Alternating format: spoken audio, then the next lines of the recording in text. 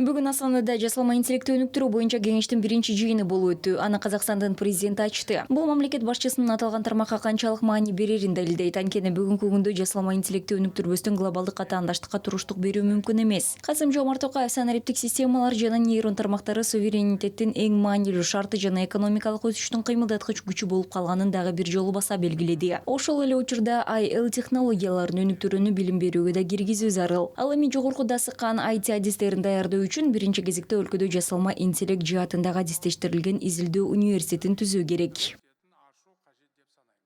Окуу ордуна арнайы мәртебе берген жөн. Сондай-ак бул жумуска әлемдик өздүк окуу орундарын Окуу жайга өзгөчө макам ыйгаруу керек. Бул ишке өнүктөш катары дүйнөнүн мыкты жогорку окуу жайларын тартууда маанилүү. Өкмөткө жылдын аягына чейин конкреттүү сунуштарды даярдоону тапшырамын. Казакстанга мындай профилдеги жаңы университет эмне үчүн керек деген суроо туулушу мүмкүн. Негизги максат экономиканын бардык тармактарына жасалма интеллект технологияларын киргизген тажрыйбалуу адистерди даярдоо. Изилдөө университети илимдин, билим берүүнүн, инновациялардын жана эл аралык коммуникациялардын борбору катары иштеши керек.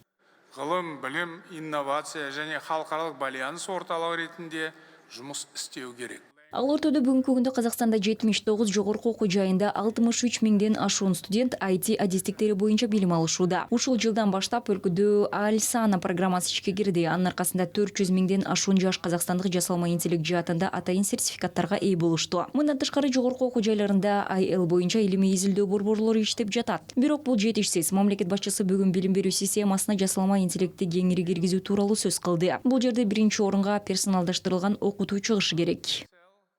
AI-based systems can form individual learning. Жасалма интеллектке негизделген билим берүү системасы ар бир окуучунун жөндөмүн эске алуу менен жеке окуу программаларын иштеп чыгууга мүмкүндүк берет. Мындай ыкма жаштардын дараметин ачууга жана окууга болгон мотивациясын жогорулатууга жардам берет. Бул тармакта ийгиликтүү эл аралык тажрыйба бар. АКШда Dreambox жана Knewton сыяктуу платформалар математика курстарын ар бир окуучуга ылайыкташтырат. Ал эми Түштүк Кореяда жасалма интеллект тилдерди үйрөнүүдө колдонулат. Казакстан үчүн мындай ыкмаларды колдонуу өзгөчө маанилүү. In language learning. For Kazakhstan, personalization has special meaning.